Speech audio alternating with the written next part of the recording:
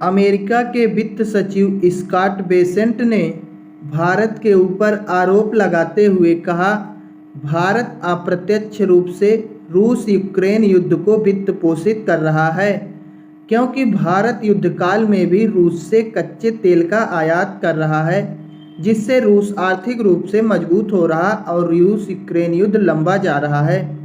तो ऐसी स्थिति में रूस यूक्रेन युद्ध जो इतने दिनों से चल रहा है और आज भी जारी है, उसका कारण अमेरिका ने भारत को बताया है। अब अमेरिका इतनी छोटी सोच का हो गया है कि रूस यूक्रेन युद्ध का कारण भारत को बता रहा है। अगर अमेरिका को लगता है कि रूस यूक्रेन युद्ध का कारण भारत है, भारत वित्त पोषित कर रहा है, उसके कारण युद्ध लंबा जा रहा है, तो ऐसी स्थिति में अमेरिका से एक सवाल यह भी बनता है कि इजराइल और हमास के बीच जो युद्ध चल रहा है वह किसके कारण लंबा जा रहा है।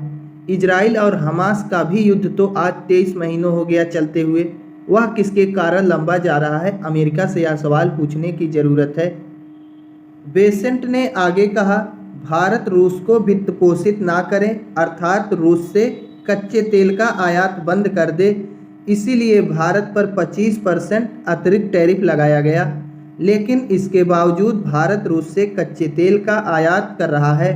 उन्होंने कहा कि भारत रूस से कच्चा तेल ना खरीदे, इसके लिए भारत पर 25% का अतिरिक्त टैरिफ लगाया गया। भारत पर अतिरिक्त टैरिफ लगाकर दबाव बनाया गया, लेकिन भारत है कि अभी भी रूस से कच्चे तेल का आयात कर रहा है। तो ऐसी स्थिति में अब यूरोपीय संघ के देशों से भी उन्होंने भारत पर टैरिफ लगाने और रूस के खिलाफ खुलकर सामने आने की बात कही।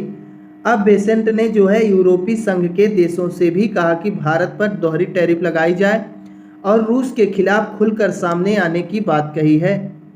उन्होंने कहा, अगर अमेरिका और यूरोपीय संघ मिलकर रूस पर प्रतिबंध लगाते हैं और साथ ही उन देशों पर द्वितीयक टैरिफ लगाते हैं जो रूस से तेल का आयात कर रहे हैं, तो रूस की अर्थव्यवस्था धराशायी हो जाएगी और रूसी राष्ट्रपति व्लादिमीर पुतिन को समाधान के मेज पर आना ही पड़ेगा।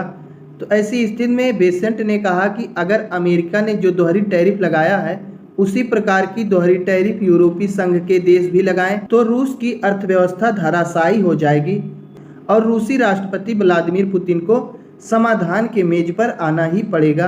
तो ऐसी स्थिति में आइए देख लेते हैं कि यूरोपीय संघ में कौन कौन देश शामिल हैं। यूरोपीय संघ में कितने देश शामिल हैं? यूरोपीय संघ में शामिल 27 देश हैं।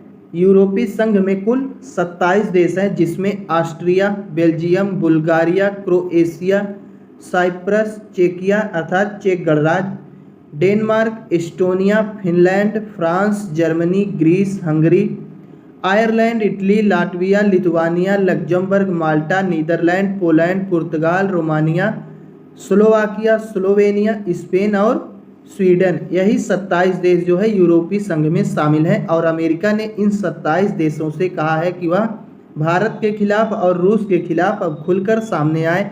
भारत सहित जो भी देश रूस से कच्चे तेल का आयात कर रहे हैं उन पर दोहरी टैरिफ लगाई जाए और रूस की अर्थव्यवस्था को धराशायी करने में यूरोपीय संघ अब खुलकर सामने आए। तो ऐसी स्थिति में क्या आपको लगता है कि यूरोपीय संघ के सभी 27 देश भारत के खिलाफ आएंगे? इसमें से तो जर्मनी ने पहले ही हाथ खड़ा कर दिया है और कहा है कि हम भारत के साथ अपने संबंध खराब नहीं करना चाहते। इटली का संबंध मोदी जी से पर्सनल अच्छा है। जॉर्जिया मेलोनी यहाँ की हैं, तो इनसे तो प्रधानमंत्री का संबंध आप लोग जानते ही कैसा है। उसके बाद भी अन्य कई देश हैं जिससे भारत के संबंध अच्छे हैं। तो ऐसी स्थिति में हमें तो नहीं लगता कि यूरोपीय संघ के सभी 27 देश भारत के खिलाफ आएंगे।